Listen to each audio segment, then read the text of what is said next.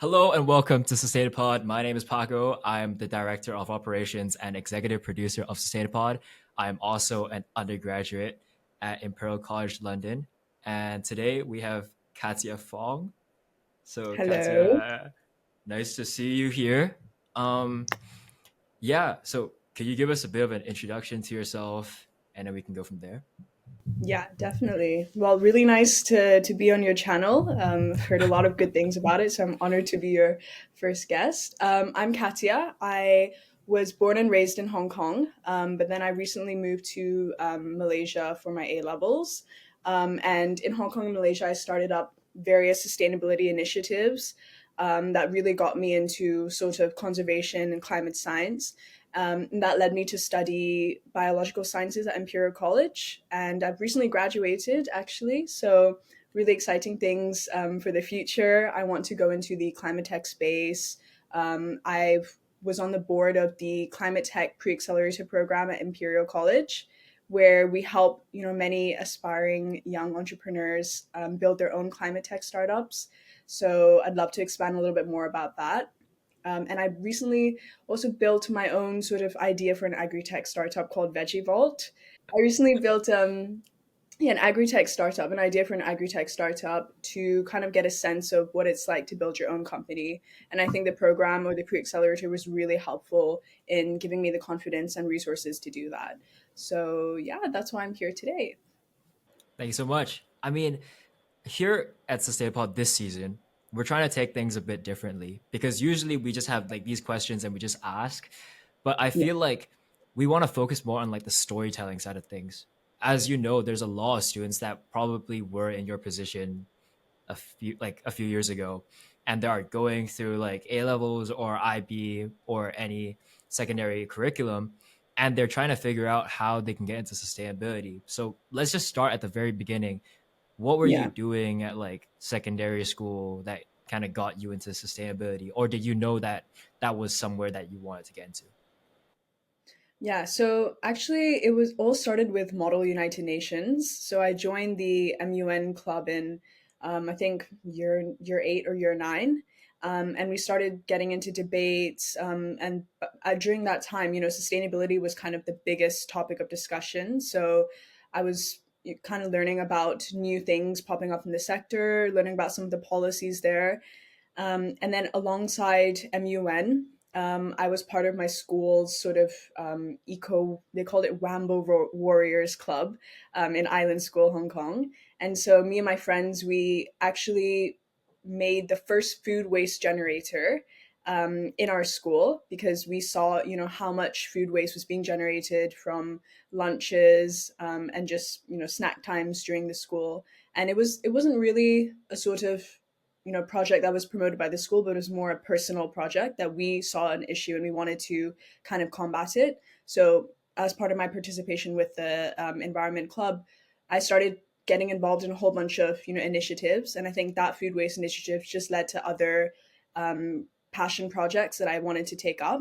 So the main, I think, pivotal moment for me was when our school offered a trip to Yogyakarta in Indonesia, where we spent a week helping out at a wildlife rehabilitation center for endangered animals. So there was orangutans, sun bears, and all of that.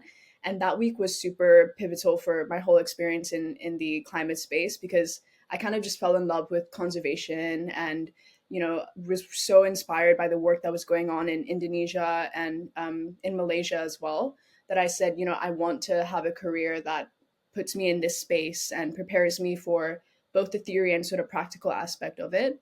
So that's what kind of shaped my decision to go into biosciences because I wanted something that was general enough to give me a good amount of skills in terms of theory wise, but also in terms of the field aspect as well.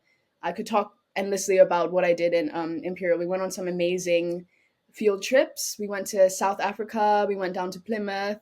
So that just really cultivated my sort of love and direction to go into the conservation space.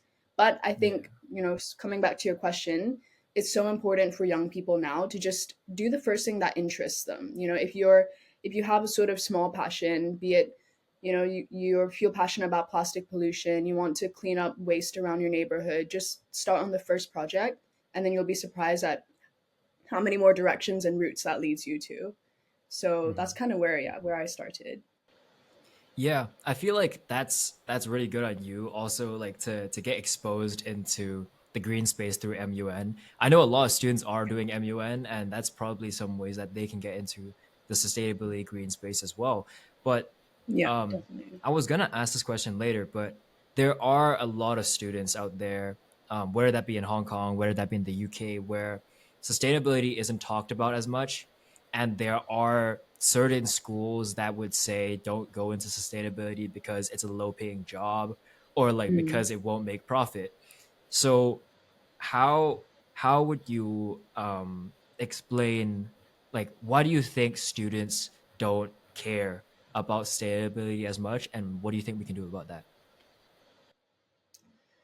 That's a good question. I think it's not true now that sustainability has, low paying jobs, because the whole climate tech space or green space, actually some of the, salaries are quite competitive, almost as competitive as consulting firms that everyone thinks they need to go into. But I think if you really want to go into sustainability, you can't just be in it for the money or the sort of, you know, um, yeah, desire to make a lot of bucks in the future. It's more about having a genuine passion for the cause, because you can't work 5 or 6 years in a company doing some mission on to solve like the plastic waste issue if you're not feeling passionate about it at all. That's just not, you won't succeed, you won't do well in that company. But I think sustainability, and especially now, it's so important to, tackle whatever areas you're interested in. It's such a broad umbrella of different topics, from, plastic waste to conservation of animals. But as long as you sort of find one thing in that big umbrella that you feel really passionate and really sure that you want to go into and make a big difference, then I don't think money in that point or in that stage really matters. And I think career progression and the amount of skills that you're going to get from working so closely with startups in that space is just much more, I guess, yeah, so much more beneficial than what you can get at, I guess, a larger company that pays well but doesn't really keep in mind that big social impact or that, yeah, that big cause. We can go back to your trip at Indonesia, because you were talking about Oh, how that started your passion for the green space, for the sustainability yeah. space. So maybe talk about like some stories that happened at Indonesia, like, and what was going on in that sense. But at the same time, what are some ways that a student can expose themselves to more sustainability? Yeah.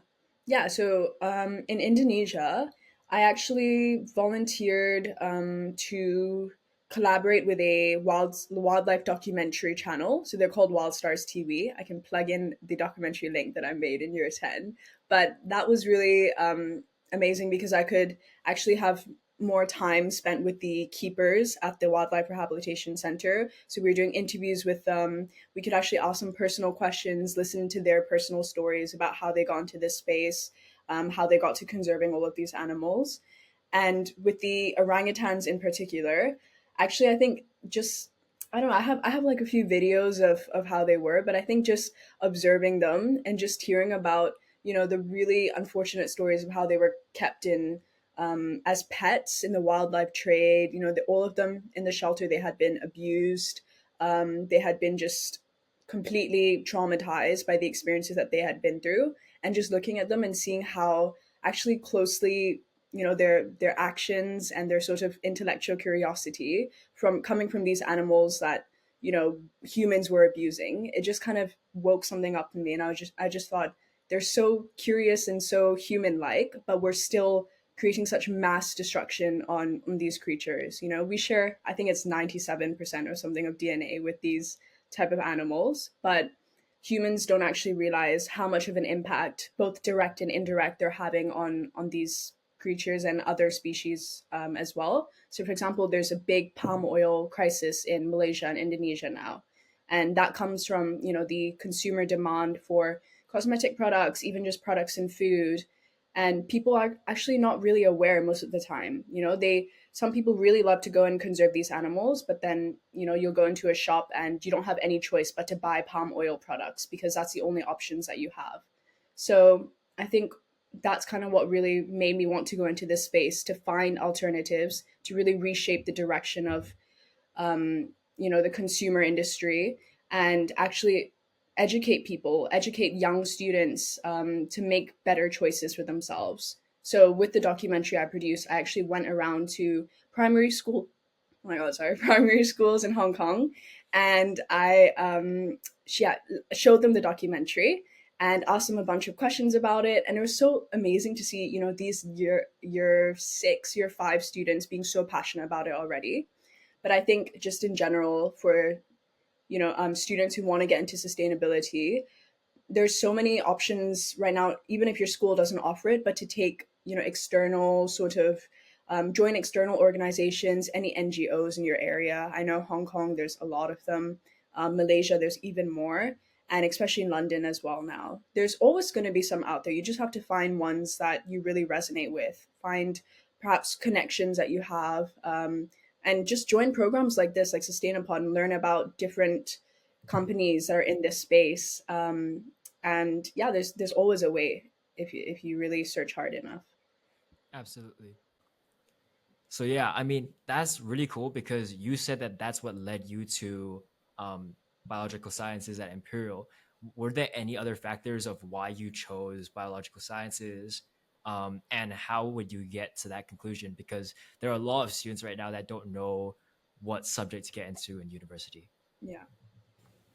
Yeah, actually, I was having quite a hard time deciding initially because, as I said, I was super interested in the ecology and conservation aspect of my course. So initially, I was looking into doing more of a niche course, for example, ecology and environmental sciences. I think that's what they called it at Imperial.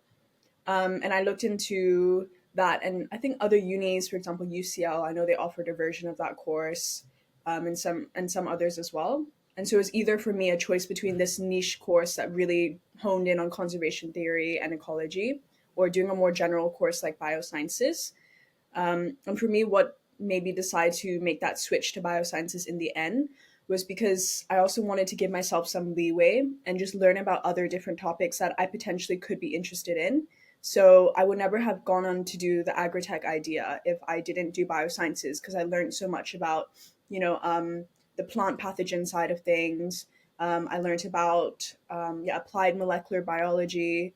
So all of these additional courses that were in the more general stream gave me a chance to explore topics that initially I thought I wouldn't be too interested with in the beginning. But then after studying them, I was like, oh, actually, there's quite a lot of relations and links that I could apply to doing conservation work even outside of just the ecology courses.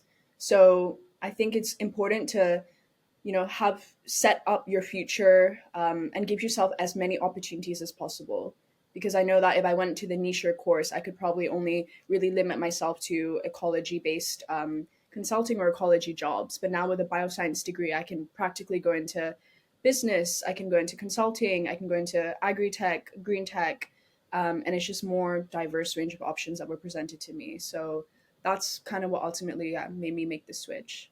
Mhm. As you know, we're trying to build like our website, so it would be good if you could say like, are there what were the pros and cons of choosing biological science after doing your degree? What were some pros and cons that you think of choosing this degree? Yeah. Okay. After degree or in my degree as well, like the courses and all of that. Oh, as in like after doing your degree, what were some things Okay. that you thought were In like terms of career or okay. anything? Let me think. I think pros is kind of coming off the back of what I said. So it gives you such a diverse range to go into many different things. Most of my classmates, yeah, some of them have gone on to do masters, but I know another person has gone on to work in a gaming industry. So completely different to sort of, I think they did a master's in business after that, but then they went on to do, to work in the gaming industry, which is so different to what you're learning in the general course. So one of the pros is that you're not limited to just being in the science field, because you can get all those transferable skills. People really value your data skills, your technical skills that you learn in your degree. And that's so impressive for any employer looking to hire you, and knowing that you're already in that science sort of space. And then another thing is, yeah, having a STEM degree is super important if you want to go into research or lab work, or anything related to that sort of field, if that's what you're interested in. I think some of the cons, maybe specifically for my course, but initially we were told, the type of courses that you chose in your degree doesn't really determine your career, which to a certain extent is true because you can take on other internships during your time at uni, which are super important in building your profile. But I think now I'm realizing that, um, you do also have to be a bit selective with the courses that you choose because it gives you the knowledge to be able to talk about it in interviews if you want to go into another space. So, for example, I recently tried to get a job or an internship at a microbiology firm that was also kind of related to conservation. And it was a little bit hard for me to sort of show them that I knew all the technical knowledge because I didn't really do a microbiology course even though I was so passionate about their cause. So to that example, the courses that you do choose play a little bit of a part in helping setting you up for better interviews, giving you a better technical understanding. So you do have to be a little bit more selective and, I guess, forward planning to think about what you really want to do. But yeah, I guess that's the main con from what I've Yeah, experienced. that's fair. That's fair. Yeah, Let's get into the green startup space because yeah, obviously you have an idea, and I yeah, was just let's just go through this like kind of step by step. Like, how did you have the idea of Vegevault, and why were you interested in vegetation and transportation in the first place? yeah. Yeah, so the whole vertical farming journey for me started when I actually was doing a Horizons course. I forgot what it's called now, but they paired you up with Engineers Without Borders. And we basically had to design a solution for a city in Scotland, a really small, isolated. I always call it a town. It was called Govan, and it had a population of 100,000 people. And you had to design a solution to help these people improve their livelihoods and just make the town a little bit better. And so when I looked at that case study, I found, this town is so isolated from major cities. They have to import all of their fresh food, so it's mostly ends up as canned food or frozen food, and the availability of fresh produce in that town was incredibly lacking because they couldn't transport it fast enough. And the town was also incredibly small, so you didn't have space to grow farms. Um, the community was just a bunch of schools, a bunch of workplaces, and that was it. So the residents were quite frustrated at the lack of fresh produce, fresh fruits and vegetables for their children and for their families. So I wanted to look into this food security problem, and when I went online, vertical farming was just one of the solutions that came up. But when I looked deeper into it, I just saw what the potential that this industry actually has. Of course, there's going to be downsides, high infrastructure, high electricity costs. But once we actually figure out the technology to reduce those costs and eliminate those downsides, vertical farming has an amazing potential to help us grow so much fresh produce in such a small amount of space that's going to be increasingly important in urban cities. Almost by I think 2050, there's going to be a large majority of the population. I forgot what the stat is, but almost 80% of people living in urbanized cities. And we're going to need a way to grow more food, to grow healthier food in the small spaces that we have. And I think vertical farming is going to be the main solution taking us to that level. So yeah, that's why I wanted to go into the vertical farming space. And then after that, I did an internship at a vertical farming company as well in Malaysia after the Engineers Without Borders competition. And that taught me so much more about the technical skills, how everything's being run at the farm, and then also, of course, all the challenges and hurdles that I now know comes with the industry as well. Um, so yeah, I kind of just led from there, and then I decided why not continue this sort of vertical farming um, theme into the Climate Pre Accelerator, and that's how Veggie Vault was created. Yeah, so obviously we also met you through the pre accelerator, and Yeah, we had to form our own team. So how did you guys form your team, and what was that experience like? Like, do you have any stories of like building out the MVP and of the sort? Yeah.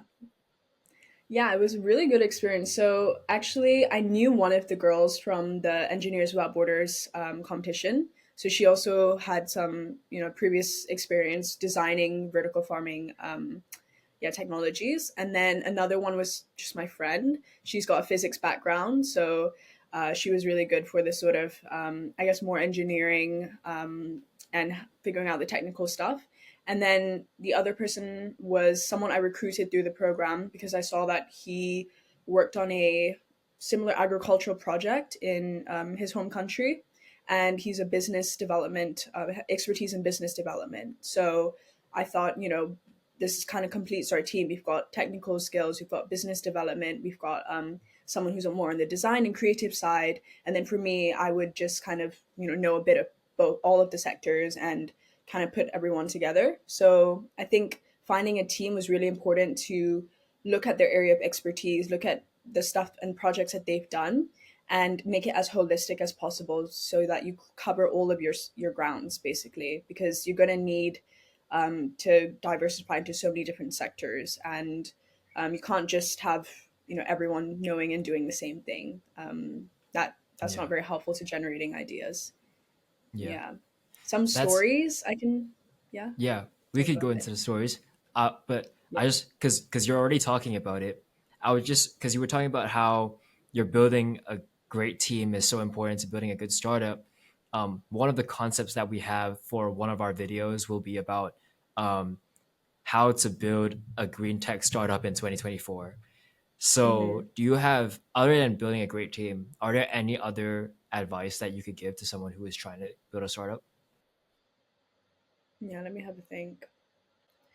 I think, yeah, one of my main things is build your connections very purposefully. So the reason why we were able to get so much done so quickly is because we were able to expand our connections in the agri-tech space quite fast. So it just started from knowing one mentor who was related to someone in my internship back in Malaysia.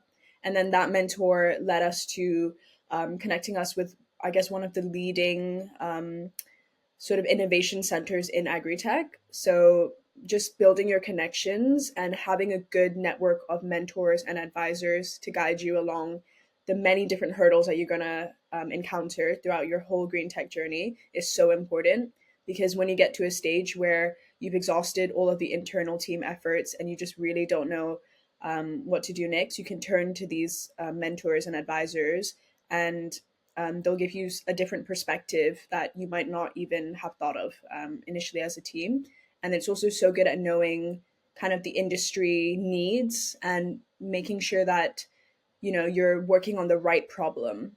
I think another thing that's really important when you're doing your startup journey is you need to have a problem that you're actually addressing. So for us, actually, it was kind of the other way. That's why it was a little bit difficult in the beginning, because I knew I wanted to build something in the vertical farming space.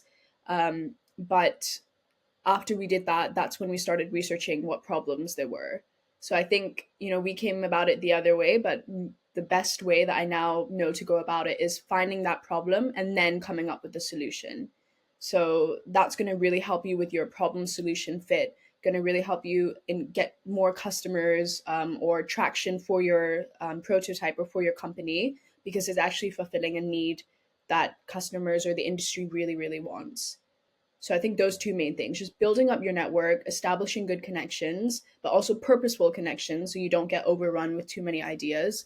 And second one is actually finding the genuine problem that you're trying to address and then working your way around that and brainstorming all the potential creative solutions that you can come up with.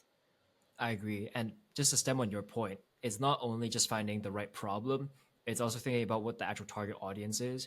Yeah. With our website, like that we're trying to build right now, one of the problems is we didn't really address who our target audience is at the beginning, and like thinking about, will they actually use this product? We just Mm-hmm. knew that there was a problem. So then for Mm. anyone that's actually trying to do a startup, think about the problem first. Think about who's going to use the service or use the product, and then build from there. But Yeah. yeah, Important. let's so you fast forward a little bit. You guys did all the prototyping and everything. Um, you have all these ideas. How do you condense it down into an MVP and then build Hmm. out a business model and all the sort? Yeah. So actually, that's one of our biggest struggles because I was going to say we had a really good network of mentors, but that also came with so many different perspectives as well and so many different ideas. And because each mentor has slightly different expertise in their own industry, we at one point we were really bombarded with so many different directions that we could have gone into. So we actually used, I don't know if you heard of the Moscow framework or the Double Diamond framework. So I think these frameworks are super helpful. So the Moscow one is about prioritization. So once you have a whole list of ideas, put them through the Moscow framework and look at what you have, what can you do right now, what's a must have, and what can you reserve for later on, and just really structuring your thinking and structuring your approach to simplifying your ideas using these frameworks that are already in place and the systems that are already in place is so important.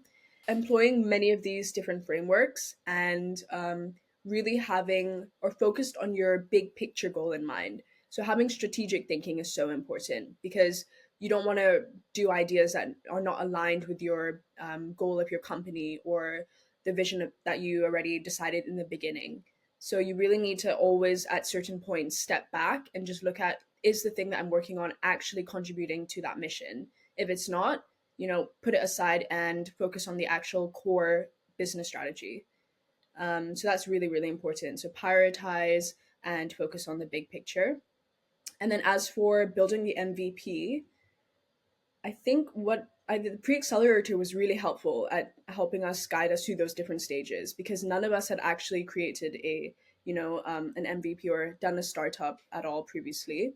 So kind of just learning on the way or learning as you went along, but going through those specific stages of problem solution fit, and then once you find a good problem, going to customers, doing customer discovery, seeing if your target audience actually needs your product and what feedback they have, so you can constantly come back and incorporate their feedback, and then yeah, make edits and improvements and adjustments. And then after that, going on to the sort of building of the prototype with all of these feedback that you have. It's a very iterative process. You're not going to get it right the first try, definitely, but you need to be open to your idea changing. You need to be okay with you know having it go in a slightly different direction than you imagine sometimes, and you can't be having a fixed mindset about it because things are going to change so dramatically. Our product from the beginning was so different to the one at the end. For example, I think we thought of a chandelier in the beginning, a vertical farming chandelier, which was just absurd. But it's good to come up and start with these crazy ideas because you never know what can lead you to. But then just really taking it through all those frameworks, really taking it through the different stages that we learned about in the pre-accelerator, and then finally coming to your final product once you have everything nailed down. Yeah. And coming I to hope your that final makes product, coming to your final product, we pitched at the Royal Institution. And how was that pitching process like? But I mean, one of the reasons that I have you, like, I want to interview you is because your pitch, when you first started that with that sentence, I was like, whoa, that sense. really like hooked me in immediately. So like talk us about how that pitching experience was like, but also how do you pitch and why did you start with such a strong statement? Yeah. Yeah, so my pitching style, I always like to tell a story. That's why. So I've always done that. And I think it's so important to captivate your audience right off the bat. So that's why I took a kind of unconventional approach instead of it being quite a formal, hello, my name is Yeah. presentation. That's all good in the right contexts. But if you really want to make an impact and have your audience remember you, you need to start off with a strong story. So that's why we wanted to talk about the problem right off the bat. So imagine if your tomatoes were you could just pluck the tomatoes off the vine and eat it like that. So we wanted to address that problem, take consumers through that journey of their tomatoes flying from Spain or wherever and then coming back to your shelves, and allow them to actually envision what I was envisioning at the very beginning of this whole thing. So kind of just really tuning into their heartstrings almost and having that more emotional sort of start to the whole presentation. I've always found that that type of storytelling pitching is much more effective and memorable than a more formal kind of pitching, but definitely depends on the context. Um, and then, sorry, what was your other question? Pitching at the Royal Yeah. Institution? Yeah. Or yeah, that was amazing. Yeah. I mean, the first year I was there just as a a board member, and it was so cool to see all the different pitches. But the second year was elevated so much more. The quality of pitches was just incredible. The ideas were just amazing, out of this world, and I think it really helped that we had such a strong sort of network of investors and mentors who were there. They're asking such insightful questions. But yeah, so the question and answering, because of the audience that we had, made that pitching experience at the Royal Institution so much more incredible, because it was really simulating like you were actually in an investor pitch, or you're actually in a finals of an accelerator competition. Um, so yeah, it was a really great environment. I highly encourage any of you listening, if you're in a London or even outside of London. We had some people coming UK. in from Paris, from Melbourne. Join the climate tech pre-accelerator program at Imperial. You will not regret it. Yeah. Talking about the Yeah. CEC, what do you have any memories of how did you get involved with CEC, and were there Hmm. any memorable moments of being on the board and running it? Yeah, so many. Some I have to filter out even. I don't think that's appropriate for here. Let me think, how did I get involved? So actually, it was just off. I don't know if you know Sophia Chow. I don't know if you know her. Yeah. So actually, just off one of my friend's Instagram, she was advertising the position for the industrial liaison officer for CEC, and it looked like something I was super interested in, because I've always loved building relationships with different clients. I love a sort of client facing role. So I thought, I'm super interested in their mission, and I'm super interested in this role. It just seemed like the perfect opportunity to get involved somehow. And I think my first interview with was with the co-founders Elliot. Yeah, Elliot. It was with Elliot, and it was so funny because he was in the car when I was doing the interview, and I was so scared initially because this was one of the first interviews I had in a long time. And I answered the Zoom call, and he was just in a car going through. I don't know where he was, in Italy or France at that time. But it was just like, wow, these people are so chill off the bat. And we actually ended up, yeah, they ended up really liking the experiences that I had. They put me on the team. And I think what made it so successful in the first round was really the people in the first team and the first cohort, because everyone had their own sort of personalities. Everyone had their own strengths. They performed so well in the roles that they were given, that we all just came together, and there's such like a right combination of the people and the skill sets.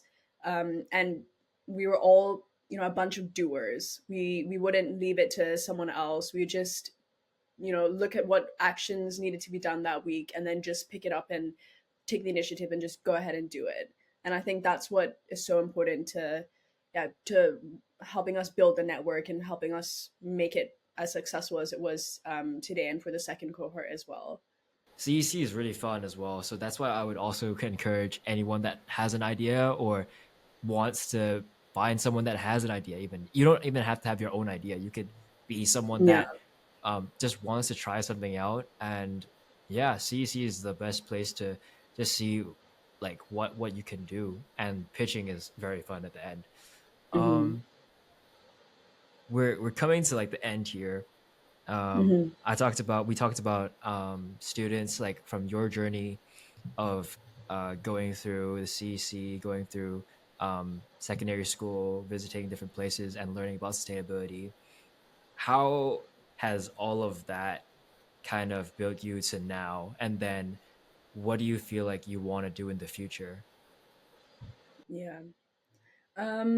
Well, actually, right now, I'm literally in the middle of interviews for, yeah, jobs in the green tech space. I'm actually on this program called Jumpstart. It's another really good program I recommend to students, but it's a kind of like a, I would call it a almost a startup platform that connects you with leading startups in the field. So it could be from fintech, it could be with green tech, and then kind of gives you almost like a fast track to the interview stage.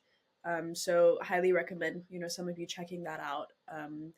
Once you're looking for your jobs in the startup space, because it's, you know, the support to go into startups is quite limited, unfortunately, for uni students and fresh grads. So you really either have to do your own research or know connections, or join programs like Jumpstart that actually pair you up directly with startups in the space, which is super helpful. But the way that it's kind of shaped me as a person, um, is it's kind of reaffirmed, you know, my desire to want to work in a startup. So initially, you know, all of my friends, they're going on to do consulting in large corporate companies, and that's also, you know, an amazing path for some people if that's sort of your desire and your want. There's nothing wrong with that at all. But I think for me, because of all my experiences, my internship was at a startup.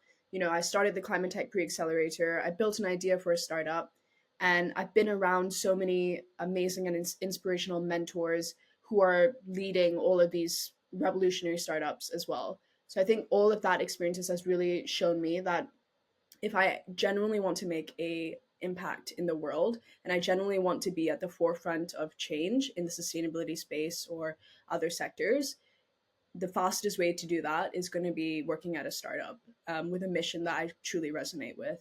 So that's why I'm looking for jobs in the startup field, instead of, I guess, larger corporations.